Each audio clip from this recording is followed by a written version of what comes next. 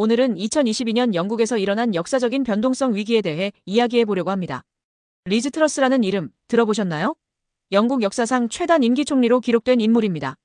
단 45일 동안의 재임 기간에 영국 경제를 완전히 뒤흔들어 놓았죠. 오늘의 컨텐츠는 크게 세 부분으로 나누어져 있습니다. 첫째, 당시 상황을 정확히 파악해보는 타임라인. 둘째, 그 정책이 가져온 파괴적인 여파. 셋째, 이 사건에서 얻을 수 있는 소중한 교훈입니다. 이 사건이 단순히 영국만의 문제가 아닌 전 세계 경제 정책 입안자들에게 던진 강력한 경고라는 점을 함께 살펴보겠습니다. 9월 5일 리즈 트러스가 새 총리로 선출됩니다. 당시 영국은 이미 어려운 상황이었는데요. 인플레이션이 10%에 달했고 에너지 공급망 위기로 국민들이 고통받고 있었습니다. 9월 23일 그 유명한 미니 예산이 발표됩니다. 450억 파운드 규모의 감세 패키지였죠. 여기서 핵심은 무차입 감세였다는 겁니다. 재원 마련 계획 없이 세금만 깎겠다고 한 거예요. 이 여파로 재무장관, 총리가 순차적으로 매우 빠르게 경질 및 사임되었죠. 오른쪽 표를 살펴볼게요. 당시 영국 기준금리는 이미 상승 추세였습니다. 9월 5일부터 21일까지 1.75%, 9월 22일에는 2.25%, 11월 3일에는 3%까지 올랐습니다. 여기서 핵심은 타이밍입니다. 중앙은행이 인플레이션을 잡기 위해 금리를 올리고 있는 상황에서 정부가 재정을 풀겠다고 선언한 거죠. 완전히 상반된 정책을 동시에 추진한 겁니다. 결론적으로 중앙은행은 통화긴축, 정부는 재정 확장이라는 엇박자가 시장을 완전히 혼란에 빠뜨렸습니다.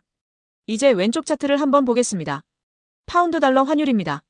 빨간 원으로 표시된 부분, 바로 9월 말부터 10월 초 구간입니다. 파운드가 1.26에서 1.07까지 급락했어요. 무려 8% 폭락입니다. 이는 파운드와 사상 최저치를 기록한 순간이었습니다. 오른쪽 차트는 더 충격적입니다. 영국 국채 수익률인데 모든 만기에서 동시에 급등했어요.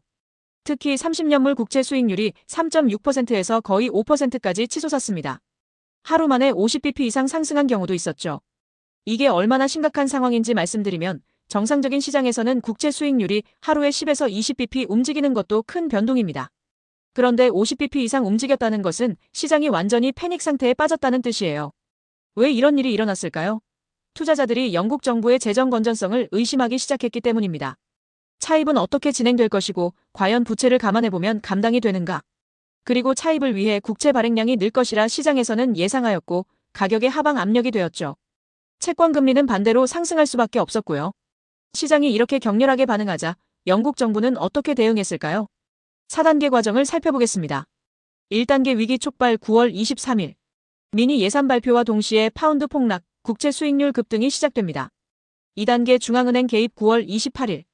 이 부분이 매우 중요합니다. 영국 중앙은행이 긴급 개입에 나섰어요.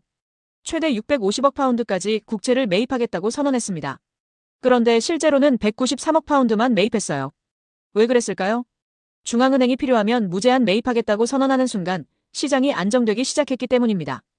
이것이 바로 중앙은행의 신뢰성이라 할 수 있습니다. 시장이 거의 무너지고 있는 와중에 중앙은행의 독립성과 신뢰가 해결책이 되었던 거죠. 3단계 단계적 철회 10월 3일에서 17일.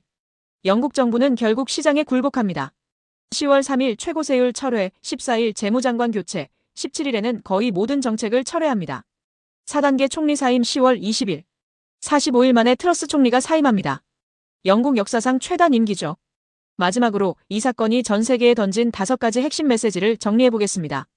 첫째, 재정 신뢰성 무시의 위험입니다. 예산을 담당하는 OBR의 검토 없이 450억 파운드 감세를 발표한 것이 문제의 시작이었습니다. 독립기관의 평가를 통한 재정 건전성 검증이 얼마나 중요한지 보여줍니다. 둘째, 구조적 취약성 간과입니다.